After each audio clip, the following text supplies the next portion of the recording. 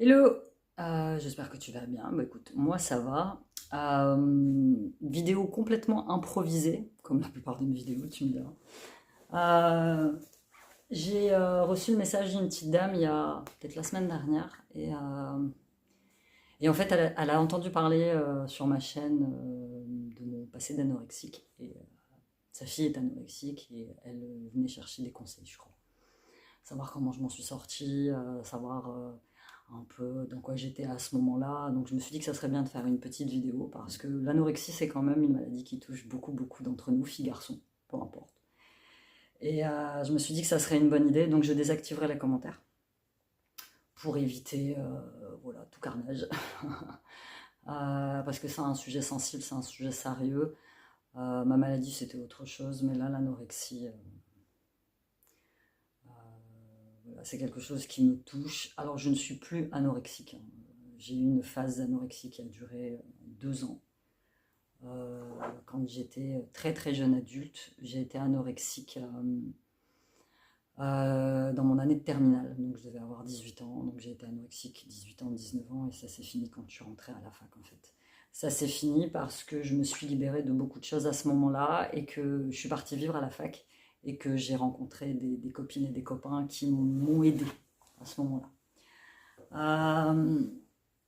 Donc c'est une vidéo qui va être très courte et puis et j'espère qu'elle sera vraiment pas d'une aide, hein, parce que je suis pas médecin, je suis pas tout ça, mais voilà, j'espère qu'elle éclairera vraiment les gens qui sont de l'autre côté. Parce que moi, mes parents étaient complètement paumés, très clairement, et moi aussi j'étais pas mal paumée.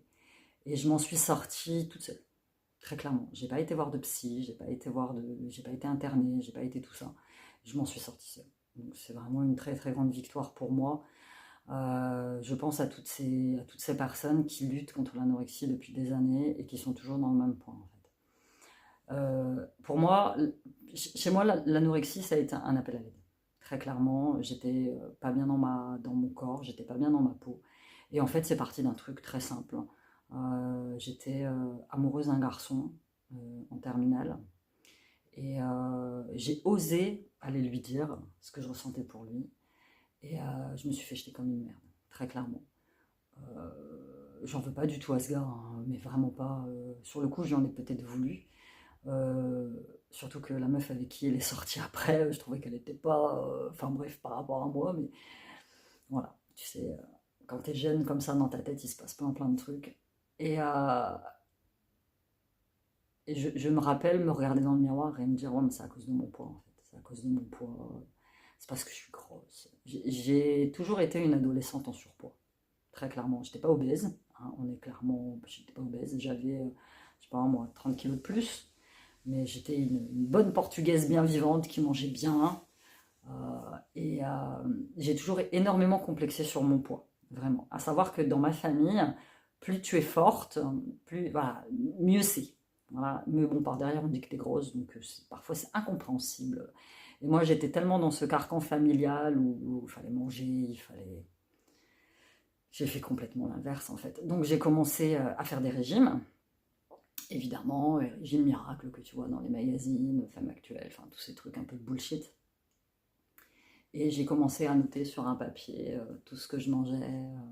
J'ai commencé à faire beaucoup de sport, mais c'était pas du sport pour me sentir bien, c'était du sport absolument pour maigrir. Et je me revois, le midi, ma mère travaillait à côté du lycée, donc j'allais manger avec elle, et je me revois en train de manger mes haricots verts, nature, sans rien, que ça. Que ça.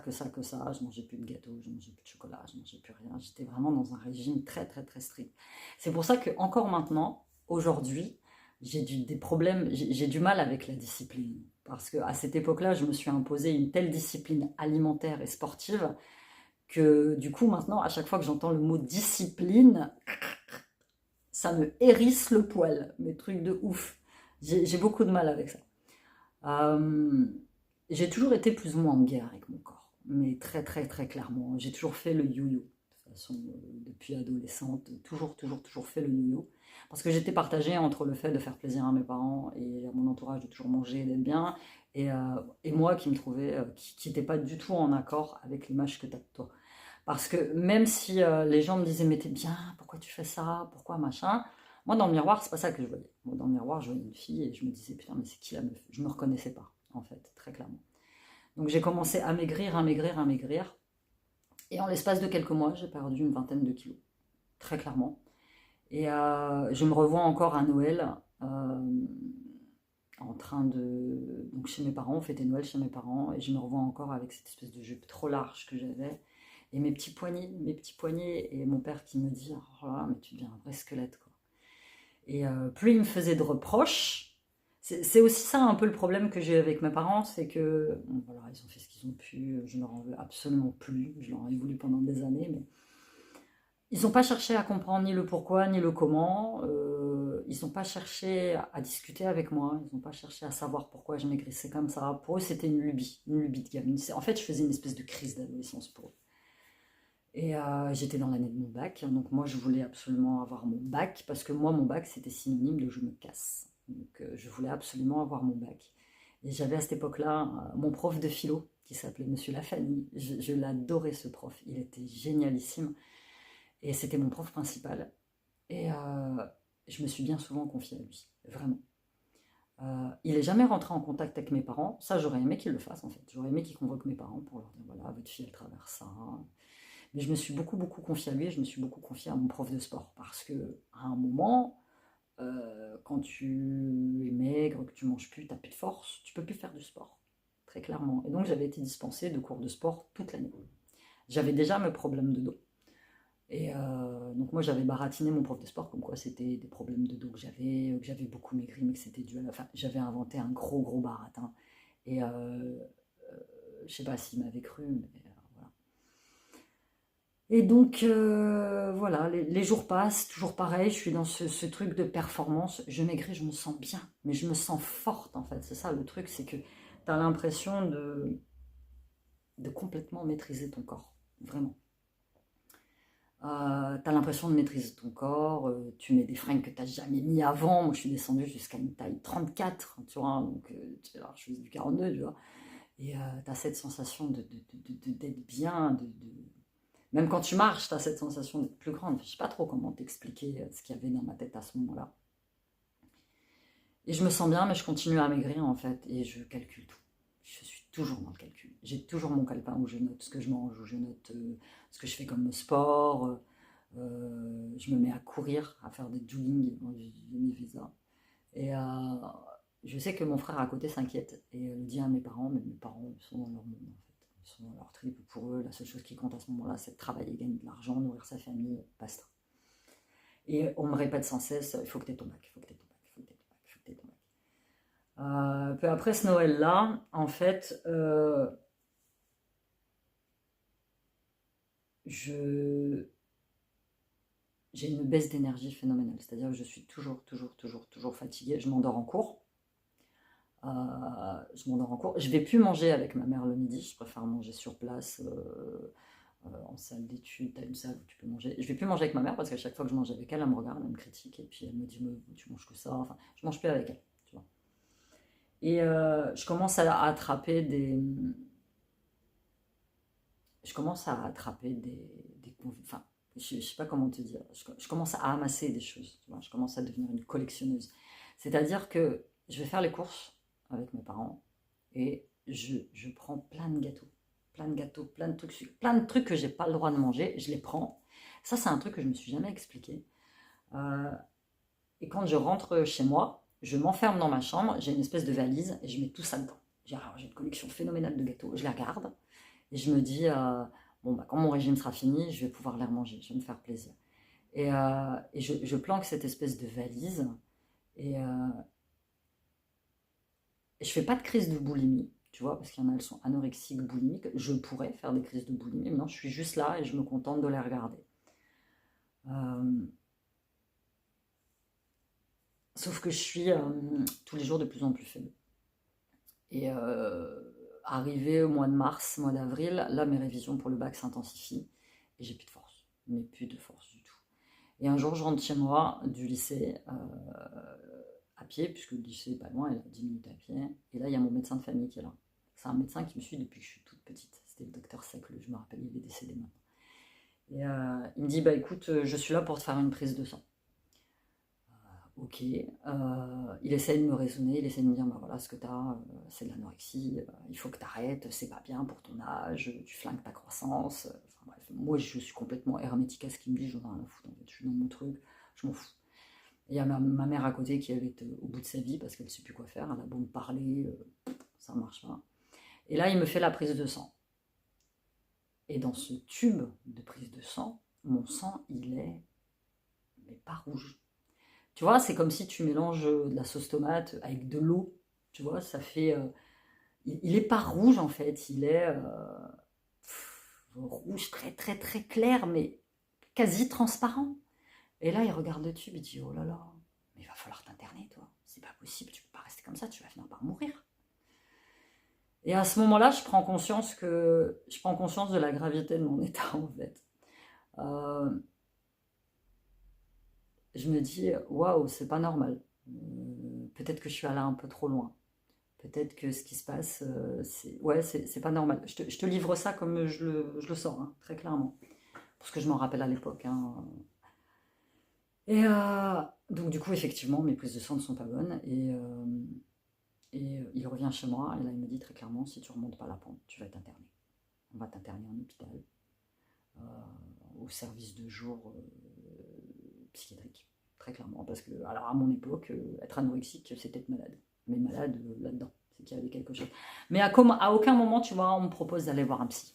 À aucun moment, on me propose un psy pour discuter. À aucun moment, on me propose une autre alternative que l'hospitalisation.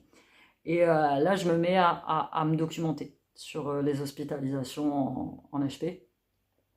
Pour les anorexies, comment elles sont traitées, comment machin. Et je rentre dans un autre univers, en fait. Très clairement, c'est un univers qui me fait peur et c'est un univers où j'ai vraiment pas du tout envie d'y aller, surtout que moi je veux passer mon bac. Mon bac il y a 2 mois et il n'était pas de question que je me fasse hospitaliser. Donc je recommence à manger. Mais alors dans l'excès. De toute façon, chez moi ça a toujours été comme ça a toujours été soit tout, soit rien.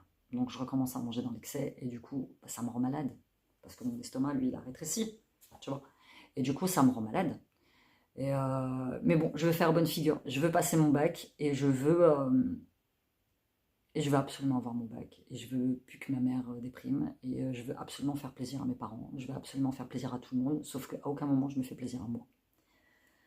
Donc je recommence à manger. Je reprends un peu de poids. Évidemment, la meuf que je vois dans le miroir, je suis toujours pas en adéquation avec.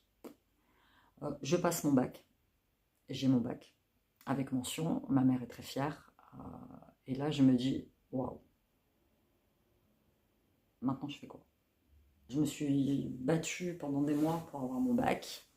Maintenant que j'ai mon bac, je fais quoi? Donc, je postule pour entrer en classe prépa. J'ai un super dossier. Mes profs me disent que oui, je peux y aller. Donc, classe préparatoire.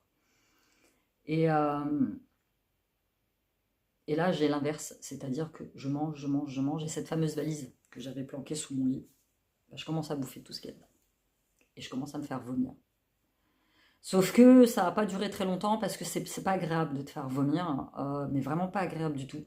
Donc j'arrête très très vite ce truc de me faire vomir, vraiment très très vite. Et là je suis vraiment au désespoir, quoi. Je suis au bout de ma vie, personne ne me comprend.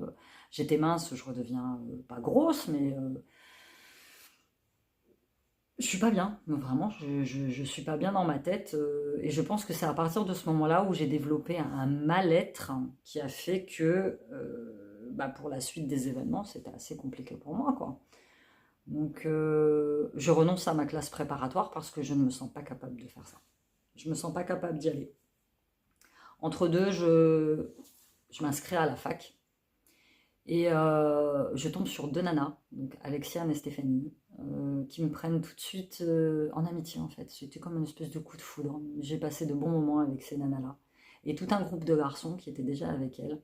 Et là, je découvre autre chose. Je découvre la vie étudiante. Évidemment, je pars de chez moi au grand désespoir de mes parents. Mon père m'a fait la gueule pendant quasiment un an parce qu'il ne comprenait pas trop mon besoin d'indépendance. Et moi, je leur en voulais tellement à ce moment-là que pour moi, le seul moyen d'arriver à guérir, c'était de partir loin d'eux, quoi, très, très clairement. Et là, je découvre un autre monde. Et cette Stéphanie, elle est très mince, mais vraiment, vraiment très mince. Et elle bouffe tout le temps. Et là, je lui dis, mais tu te fais vomir en fait. Elle me dit, non, je mange, je ne me fais pas vomir. Et elle me dit, par contre, toi, oui. Je me faisais encore vomir de temps en temps, mais vraiment rarement quand je mangeais trop ou que voilà. Et on commence à discuter et j'ai trouvé chez elle une compassion et une oreille, une écoute que j'avais pas eu avant. Et elle me pousse à aller voir une psy qui est sur le campus et je vais la voir. Je sais que ça va me faire du bien. Je vais la voir une séance. On a discuté. Et quand je suis rentrée euh, dans ma petite chambre universitaire, je me suis dit, c'est fini, terminé. C'est une phase que j'ai eue. Elle a été là à un moment. Maintenant, cette phase-là, elle est terminée. Et j'ai commencé à reguérir. J'ai commencé à remanger normalement. Heureusement que j'ai pas abîmé mes dents, heureusement que j'ai pas abîmé mon estomac, que j'ai pas abîmé mon œsophage. Ça faisait, je sais pas moi, presque un an que j'avais pas eu mes règles. J'ai recommencé à avoir mes règles, parce qu'il faut savoir que quand t'es anorexique, bah, tu perds tes règles, hein, tu perds ton cycle menstruel, tu perds tout ça. J'ai recommencé à avoir mes règles. Grâce à ces filles et grâce à ce groupe de garçons avec lesquels j'étais, j'ai recommencé à avoir une vie de jeune fille normale, à sortir, à m'amuser. Et ce qui est marrant, c'est que des années plus tard, à Inter, quand je travaillais là-bas, j'ai revu ce fameux garçon avec qui je voulais sortir. Et je me suis dit qu'en fait, tout était parti de lui, en fait, tu vois. Et je me suis surprise à lui en vouloir. Et puis finalement, je me suis dit non, lui, on veut pas. Lui, il était juste le déclencheur de quelque chose. Il fallait que tu passes par cette épreuve pour aborder la suite avec sérénité. Et la suite, c'est que bah, j'ai continué mes études, j'ai rencontré le père de mes fils. Et voilà, ma vie a commencé comme ça. Ce traumatisme a beaucoup marqué ma mère, très clairement. Moi, je vois ça comme une épreuve qu'il fallait que j'ai pour pouvoir devenir la femme que je suis maintenant. Tu vois. Euh, Après, j'ai eu beaucoup plus de respect pour mon corps, beaucoup plus de respect pour moi, beaucoup plus de respect pour mon image. Au moment où j'ai pris conscience de cette anorexie, où j'ai pris conscience de ce problème, mon image dans le miroir, tu vois, elle était floue. Et après, je me suis regardée et j'avais l'impression d'être rassemblée dans mon image. C'est assez marrant ce que je t'ai dit. Mais voilà, c'est comme ça que je le vis. J'ai plus jamais eu de phase d'anorexie. Pour moi, la nourriture, c'est devenu quelque chose de très important dans ma vie. Évidemment, je suis très gourmande, j'aime la bouffe, hein. Mais juste pour te dire que si toi, tu es anorexique maintenant, ça va aller. Ça va aller. Il ne faut pas que tu restes enfermé. Il faut surtout pas. Moi, c'est l'erreur que j'ai fait à l'époque quand j'étais avec mes parents. J'aurais dû de moi-même prendre l'initiative de demander à mes parents d'aller voir quelqu'un. Parce que je savais que ce que je vivais, ça n'était pas normal. J'aurais dû mettre des mots là-dessus. Mon petit médecin de famille, lui, était déjà âgé à l'époque. Et puis moi, je te dis, c'était il y a longtemps. J'ai 46 ans. J'ai fait l'anorexie à 20 ans. Tu vois, c'était il y a très longtemps.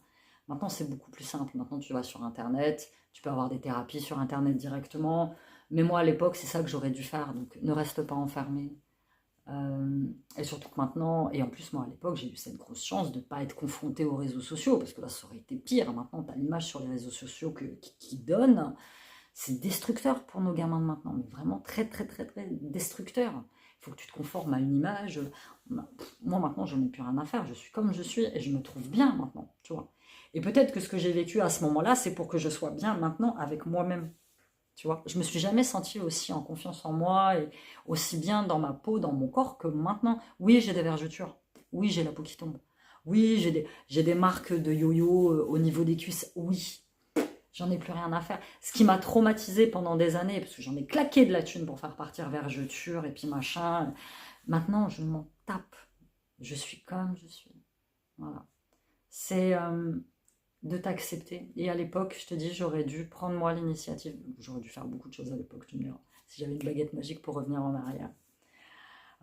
J'aurais dû prendre l'initiative de ne pas rester isolée. J'aurais dû prendre l'initiative de peut-être me faire hospitaliser. Ça aurait peut-être changé le cours de ma vie, j'en sais rien. Mais bon, voilà. Je voulais juste faire cette petite vidéo qui est déjà très très longue pour parler de ça. Mais reste pas seul. C'est une maladie, l'anorexie. C'est pas juste un petit truc anodin. Alors, la plupart des gamines qui commencent un régime en se disant je vais maigrir, sois pas trop strict. Fais-toi plaisir, quand même, de temps en temps. Le sport, fais-le pour les bonnes raisons. Fais-le pas juste pour un mec ou pour plaire à quelqu'un. Ça sert à rien. La seule et unique personne à qui tu dois plaire, c'est toi-même, tu vois. Et à l'époque, si j'avais eu quelqu'un, un coach ou j'en sais rien, qui m'aurait pris en main et qui m'aurait dit voilà, maintenant il faut que tu fasses ça. pourquoi est-ce que tu fais de l'anorexie? Moi, à l'époque, le réel problème, tu vois, d'anorexie, c'était pas juste ce garçon à qui je voulais plaire, c'était les relations que j'avais avec mes parents à l'époque, c'était les relations toxiques que j'avais dans mon entourage, c'était tout ça, tu vois, c'est un tout. C'est un tout, c'est à travailler, en fait, pour t'aider à sortir de ce cercle-là. Moi, j'ai réussi à le faire seul. Enfin, seul, j'ai eu cette petite psy, pour le coup, à la fac qui m'a beaucoup aidé. J'ai eu mes copines à la fac qui m'ont beaucoup aidé. Euh, mon frère a été un grand soutien pour moi aussi, mine de rien. Donc voilà, reste pas seul. Maintenant, tu as tellement de moyens à portée de main, gratuits, que tu peux utiliser pour t'en sortir, mais c'est une maladie. C'est pas anodin, l'anorexie. C'est pas anodin. Voilà, j'espère que ce témoignage complètement improvisé, sincère, qui sort de là, pourra aider, répondre à quelques questions. Mais toi qui es parent, et si tu vois ton fils ou ta fille qui maigrit, il y a quelque chose. Il y a quelque chose. Essaye de parler, essaye d'avoir cette communication que moi à l'époque je n'ai pas eu avec mes parents. Et, et voilà, tout en bienveillance. Et dis-lui que tu l'aimes et dis-lui que ce qu'il traverse, c'est provisoire. Il y en a beaucoup qui meurent de l'anorexie, malheureusement, ça peut arriver à tout âge. Mais quand je te dis à tout âge, aussi bien à 20 ans qu'à 30 ans qu'à 40 ans, ça peut arriver à tout âge. Ça peut arriver à tout âge. Voilà. Je me sens mieux, je me sens soulagée. C'est rare que j'en parle. L'anorexie, c'est très rare. D'ailleurs, je crois que j'en ai jamais reparlé avec mes parents. Très clairement, de toute façon, pour maintenant. Mais voilà, si tu as des questions ou quoi que ce soit, n'hésite pas, tu me les poses sur Instagram. Je te répondrai là-bas directement. Et puis voilà, je te souhaite une bonne journée et je te dis à bientôt. Bye bye.